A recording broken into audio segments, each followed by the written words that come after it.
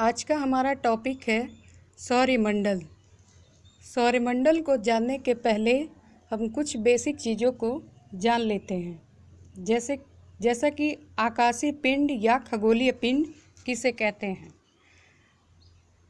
जब आपने देखा होगा कि जब आप आकाश की ओर देखते हैं तो दिन में आपको सूर्य दिखाई देता होगा और रात में चंद्रमा और तारे दिखाई देते हैं।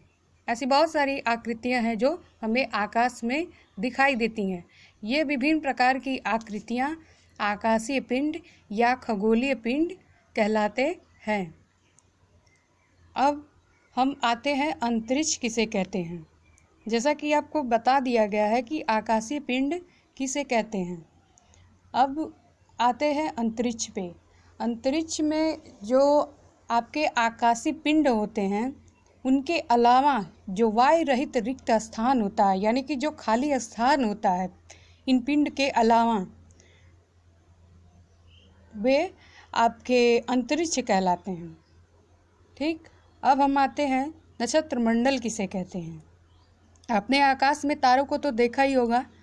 अब ये जो तारे होते हैं, मतलब ऐसे तारे जो क्या करते हैं, ऐसा समूह बनाते हैं जिससे एक विभिन्न प्रकार की आकृति उभर कर आती है, वह नक्षत्र मंडल कहलाता है। ठीक है, जैसे कि मैंने यहाँ लिखा भी है कि तारों के समूह द्वारा बनाई गई विभिन्न आकृतियाँ नक्षत्र मंडल कहलाती हैं। अब ये नक्षत्र मंडलों की संख्या कितनी है, तो यहाँ आप देख सकते हैं कि मैंने लिखा हुआ है कि नक्षत्र आकाश में आपके कुल 28 नक्षत्र मंडल हैं। अब इनमें से कुछ प्रमुख नक्षत्र मंडलों को मैंने यहाँ लिख लिया है, जैसे कि ओरियन है, अर्सा मेजर है, कैनिस मेजर है, स्मॉल बियर है। स्मॉल बियर को सप्तऋषि मंडल भी कहा जाता है। सप्तऋषि मंडल प्राचीन काल से ही जो आपका सप्तऋषि मंडल है और ध्रुव तारे हैं, ठीक, उनके माध्यम से हम उत्तर दिशा का ज्ञान करते आ रहे हैं। अब हम आते हैं सौरमंडल। सौरमंडल किसे कहते हैं। सूर्य 8 ग्रह, इन ग्रहों के उपग्रह तथा कुछ अन्य खगोलीय पिंड जैसे क्षुद्र ग्रह, उच्छल तारा एवं उल्का पिंड मिलकर सौरमंडल का निर्माण करते हैं। इसे हम सौर परिवार भी कहते हैं। सौर परिवार को ही हम सौरमंडल कहते हैं। इसे हम इस तरह से भी कह सकते हैं कि जो सूर्य के परिवार को सौरमंडल कहते हैं। अब सूर्य का परिवार इसलिए हुआ क्योंकि सेंटर में आपका जो सूर्य होता है वही सेंटर में होता है। ठीक, और जो सूर्य होता है वो सौर परिवार का मुखिया होता है। जैसा कि सौरमंडल की परिभाषा में हमने सूर्य, ग्रह, उपग्रह, खगोलीय पिंड, क्षुद्र ग्रह, पुच्छल तारा, उल्का पिंड आदि चीज़ों का नाम लिया है। आगे हम इन सारी चीज़ों को समझेंगे कि ये क्या हैं। तो सबसे पहले हम आ जाते हैं सूर्य। सूर्य क्या है। सूर्य भी एक तारा है। ये आग का एक गोला है। यह सौरमंडल के केंद्र में स्थित होता है। इसमें मुख्य रूप से हाइड्रोजन और हीलियम गैसें पाई जाती हैं। और जो सूर्य होता है वह हमारी पृथ्वी से 15 किलोमीटर दूर स्थित है। सूर्य का प्रकाश पृथ्वी तक आने में 8 मिनट 19 सेकेंड लगता है। ये जो सूर्य होता है ये इतना बड़ा होता है, ये इतना बड़ा आग का गोला होता है जिसमें जो हमारी पृथ्वी है, जितना बड़ा पृथ्वी का आकार है उस तरह से इसमें 13 लाख गोले समा सकते हैं। इतना बड़ा ये सूर्य है। और ये जो हमारा सूर्य है वो ऊष्मा और प्रकाश प्रदान करता है। अब हम आ जाते हैं ग्रह किसे कहते हैं। जो आकाशीय पिंड अपने तारों के चारों ओर निर्धारित कक्षा में चक्कर लगाते हैं उन्हें हम ग्रह कहते हैं।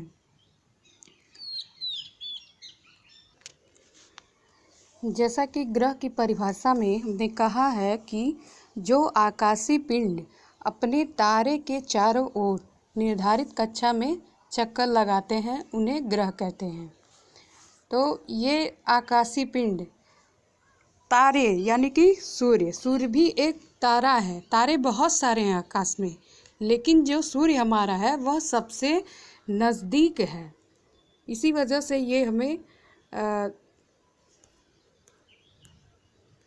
हमारे ग्रह हैं वो सूर्य का चक्कर लगा रहे हैं और इनकी एक निश्चित कक्षा है जिसमें ये चक्कर लगा रहे हैं। तो यही हमारे ग्रह हैं जो क्या करते हैं, सूर्य का चक्कर लगाते हैं, एक निर्धारित कक्षा में चक्कर लगाते हैं। अब आ जाते हैं कुछ पॉइंट इसमें देख लेते हैं। जो ये हमारा ग्रह होता है इसमें खुद का प्रकाश नहीं होता, ना ही इसमें ऊष्मा होती है। ये तारे के प्रकाश से प्रकाशित होते हैं। जो भी ये हमारे 8 ग्रह हैं वो तारों के प्रकाश से क्या होते हैं, प्रकाशित होते हैं। अब जो सूर्य होता है उससे सारे ग्रहों की दूरी अलग अलग है। तो आइए जान लेते हैं इनका क्रम क्या है। देखिए, सूर्य के सबसे नज़दीक जो ग्रह है वो हमारा बुध है, उसके बाद शुक्र है, फिर पृथ्वी है, फिर मंगल है, फिर बृहस्पति है, फिर शनि है, फिर यूरेनस है और नेपच्यून है। आप इसकी इंग्लिश भी देख लेंगे क्योंकि कभी कभी ऐसा होता है कि चीज़ें हिंदी में लिख दी जाती हैं, इंग्लिश की चीज़ें हिंदी में लिख दी जाती हैं, इसलिए हमें याद रखना पड़ेगा। जैसे कि मरकरी, जुपिटर, ऐसा होता है कि इसे हिंदी में लिख दिया जाता है लेकिन हमें जानकारी नहीं रहती है और हम समझ नहीं पाते। अब ये जो हमारे ग्रह हैं वह किस प्रकार चक्कर लगाते हैं सूर्य का, वो जान लेते हैं। ये सूर्य का चक्कर घड़ी की विपरीत दिशा में परिक्रमा करते हैं, लेकिन सारे ग्रह नहीं करते। आगे हम इस बात की चर्चा करेंगे कि कौन से ऐसे ग्रह हैं जो घड़ी की दिशा में चक्कर लगाते हैं। शुक्र एवं यूरेनस ग्रह जो हैं इनको छोड़कर सारे ग्रह घड़ी की विपरीत दिशा में चक्कर लगाते हैं। आपने घड़ी को देखा होगा, घड़ी हमारी इस तरह से होती है, तो घड़ी हमारी इधर से चलती है आपकी, ठीक है, ऐसे चलती है। लेकिन जो ये हमारे ग्रह है ये घड़ी की विपरीत दिशा में यानी कि इधर से चलते हैं। और कौन से ऐसे 2 ग्रह हैं जो घड़ी की दिशा में चक्कर लगाते हैं, वो हमारे हैं शुक्र और एवं यूरेनस ग्रह। अब ये जो हमारे ग्रह होते हैं वो 2 तरह से चक्कर लगाते हैं। एक तो वो अपनी धुरी पर चक्कर लगाते हैं यानी कि अपने ही स्थान पे क्या होते हैं, घूमते रहते हैं, और एक वो सूर्य का चक्कर लगाते हैं, जिसमें 2 वर्ड आपके आ जाएंगे, परिभ्रमण और परिक्रमण। अब ये परिभ्रमण क्या होता है, जो अपनी धुरी पर घूमना, यानी कि ग्रहों का अपनी धुरी पर घूमना क्या कहलाता है, परिभ्रमण कहलाता है। और परिक्रमण आपका जो सूर्य के चारों ओर घूमते हैं वह प्रक्रिया परिक्रमण कहलाती है। यानी कि ग्रहों का अपनी धुरी पर घूमना परिभ्रमण और सूर्य के चारों ओर घूमना परिक्रमण कहलाता है। इन ग्रहों में पृथ्वी जो ग्रह है उसी पे ही केवल जीवन संभव। अभी तक कोई ऐसा ग्रह नहीं है जिस पर जीवन पूरी तरह से संभव हो। पृथ्वी एक ऐसा ग्रह है जिस पर जीवन हमारा संभव है। अब ये दिखने में कैसे होती है पृथ्वी, वो जान लेते हैं। आकार की है, लेकिन ध्रुवों पर थोड़ी सी चपटी है और मध्य में थोड़ी सी उभरी हुई है, जिसके कारण इसे हम भूभाग कहते हैं। अब ऐसा अनुमान भी लगाया जाता है कि जो पृथ्वी है उसी पर केवल क्या है, जीवन संभव है। इसीलिए जो हमारी पृथ्वी है उसे हरित ग्रह भी कहते हैं, ठीक। और इसे नीला ग्रह भी कहते हैं, क्योंकि आकाश में या फिर अंतरिक्ष से देखने पे जो हमारी पृथ्वी होती है वह नीले कलर की दिखाई पड़ती है।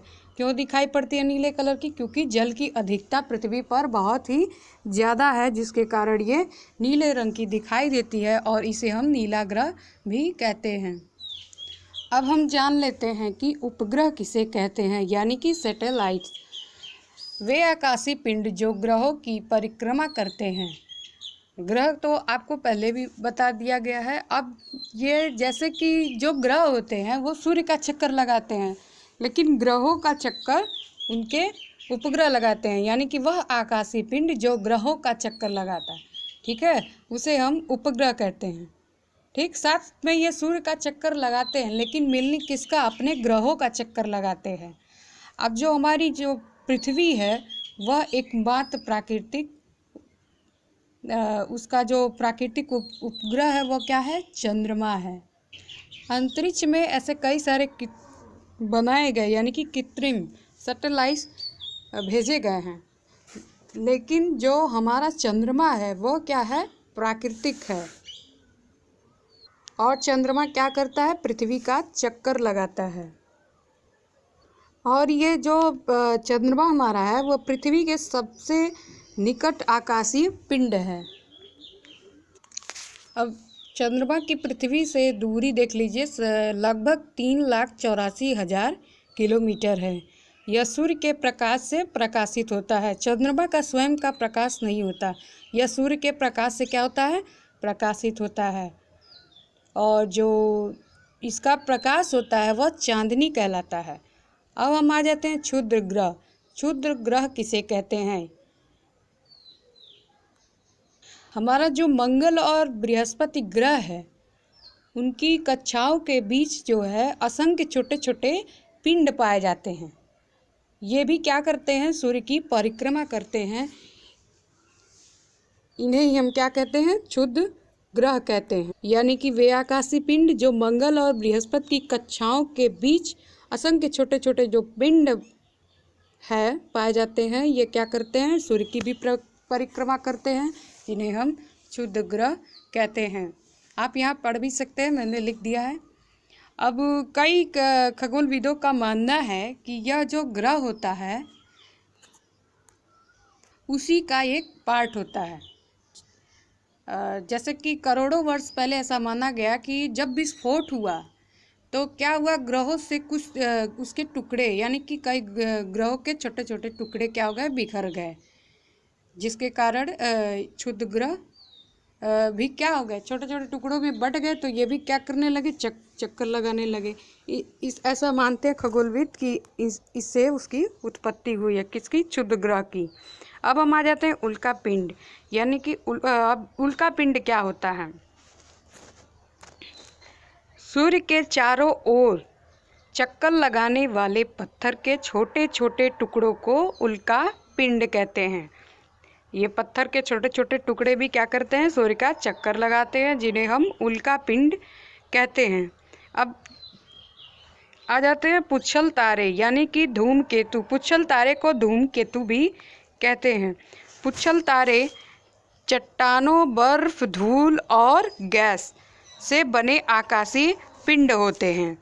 ये किससे किससे बने होते हैं? चट्टानों से, बर्फ से, धूल से और गैस से। इनका निर्माण ऐसे होता है, इसलिए इन्हें क्या कहते हैं? हम पुच्छल तारे कहते हैं। जो हमारा पुच्छल तारा होता है वह कभी कभी सूर्य का चक्कर लगाते हुए वो क्या होता है? अक्सर क्या होता है कि ये आकाशीय पिंड जो पुच्छल तारा होता है वह अपनी कक्षा में घूमते घूमते सूर्य के पास आ जाता है। अब सूर्य क्योंकि इतना गर्म होता है, इतना ज़्यादा इसका ताप होता है, तो ये पुच्छल तारे ये बने होते हैं आपके किसके? चट्टानों, बर्फ, धूल, गैस से बने होते हैं। तो जब सूर्य का ताप इनकी ओर लगता है तो ये जो गैस, धूल और बर्फ और वाष्प होते हैं ये क्या होते हैं? वाष्प में बदल जाते हैं, यानी कि सूर्य का जो ताप होता है उसके कारण इसकी जो गैस होती है, धूल होती है, बर्फ होता है, वो वाष्प में बदल जाता है। अब यही वाष्प मुख्य पिंड से एक लंबी सी चमकीली पूंछ के रूप में बाहर निकल जाती है।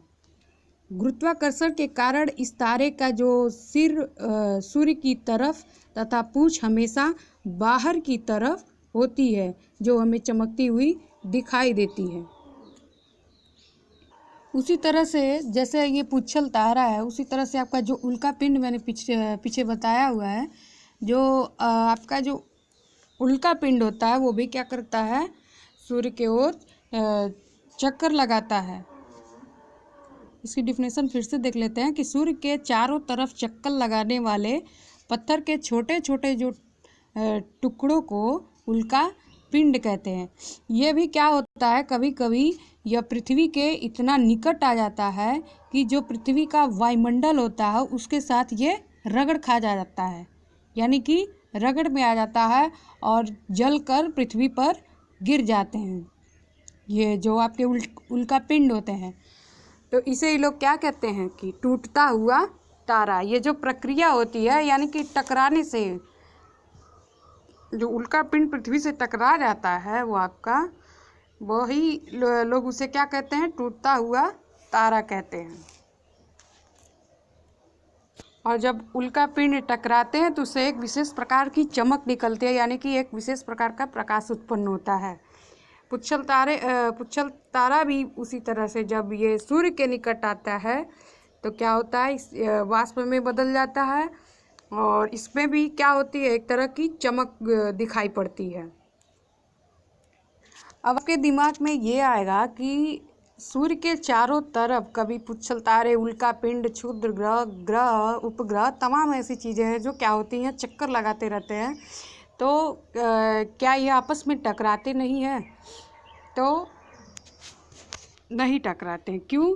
क्योंकि इनकी एक निर्धारित कक्षा होती है। जैसे कि मैंने आपको फिगर्स में दिखाया है कि क्या होता है, सारे ग्रहों की अपनी एक कक्षा है जिसमें वो घूमते रहते हैं। इसी वजह से ये जो भी आकाशीय पिंड है वे आपस में टकराते नहीं हैं। मेनली जो आपका ग्रह होता है वो नहीं टकराता है। अब हम देख लेते हैं कि कुइपर मेखला क्या होता है। कुइपर बेल्ट, ये जो होता है सौर मंडल का जो सबसे आखिरी सिरा होता है, वो यह सौर मंडल के आखिरी सिरों पर एक तस्तरी के आकार की विशाल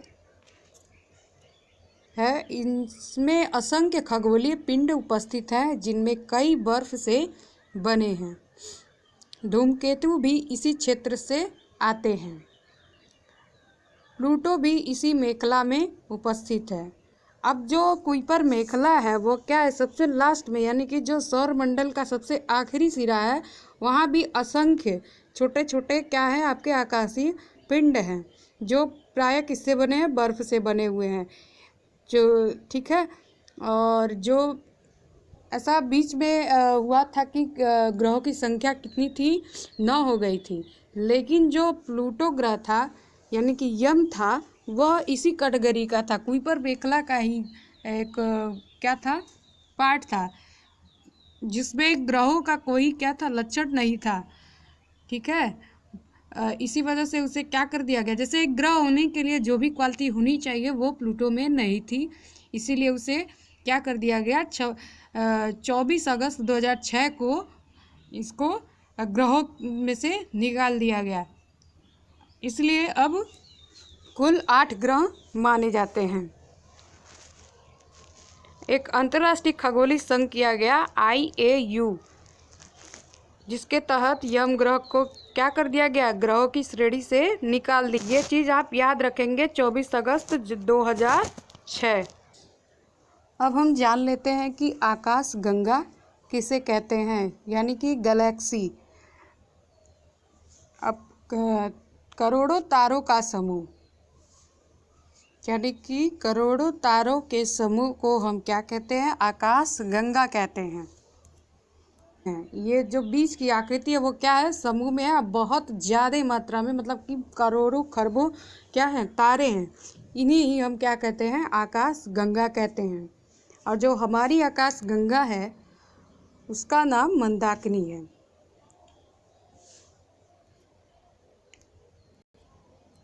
अब जो भाग इसका पृथ्वी से दिखाई देता है उसे हम मिल्की वे कहते हैं।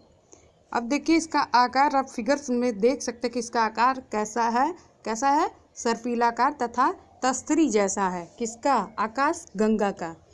अब ये जो आकाश गंगाएं होती हैं यही मिलकर क्या किसका निर्माण करती हैं, ब्रह्मांड का। यानी कि करोड़ों आकाश गंगाएं मिलकर ब्रह्मांड का निर्माण करती हैं।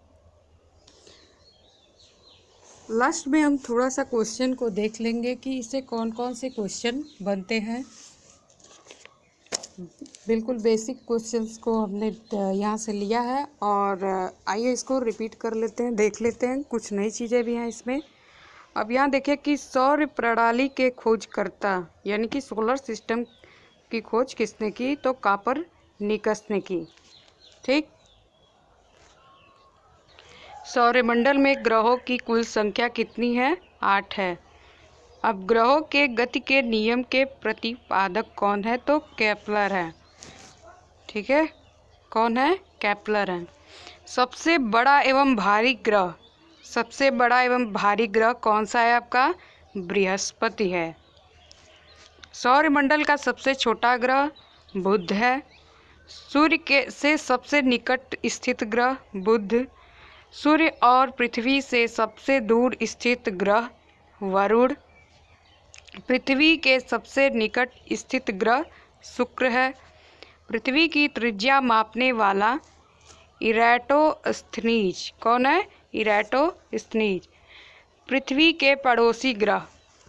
अब पृथ्वी के सबसे नज़दीक आपका जो ग्रह है, ये क्वेश्चन पूछा जाता है कि पृथ्वी के सबसे निकट कौन सा ग्रह है। और ऐसा होता है कि हम ध्यान नहीं देते हैं और किसके निकट बता देते हैं, सूर्य की। तो आप ध्यान दीजिएगा कि पृथ्वी पूछा जा रहा है या फिर सूर्य। तो जब पृथ्वी के पूछा जाए तो कौन सा होगा आपका, शुक्र एवं मंगल ग्रह। ठीक है।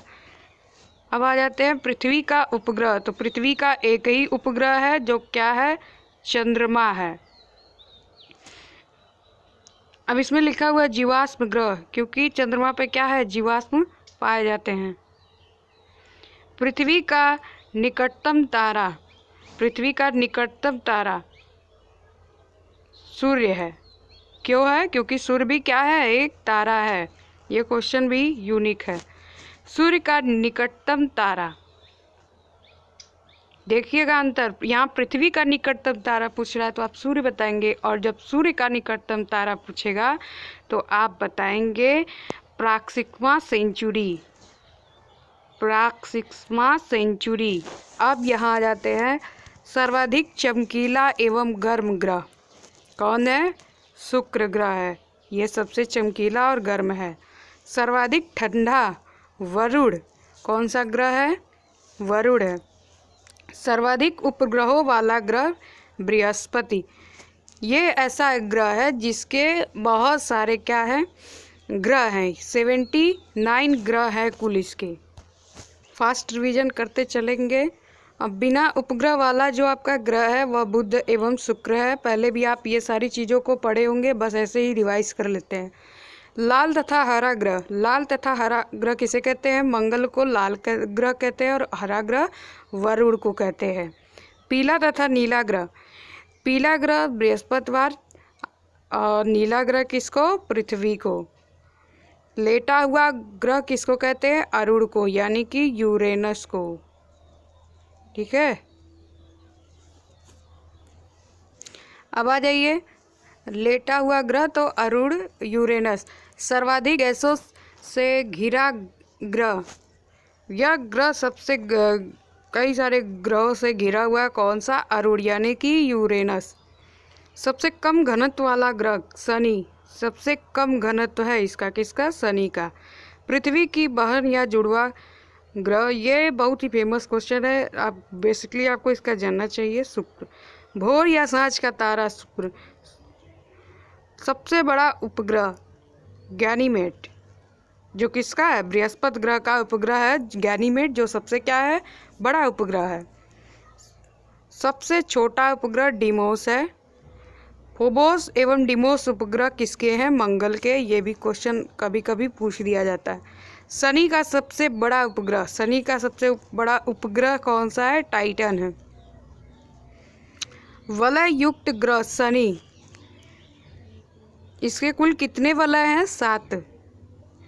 शनि के रिंग के खोजकर्ता कौन है? गैलीलियो। सबसे तेज एवं सबसे धीमी गति से परिभ्रमण करने वाला ग्रह कौन सा है? सबसे तेज बृहस्पति तथा सबसे धीमी गति से कौन करता है? शुक्र ग्रह करता है। क्या? परिभ्रमण।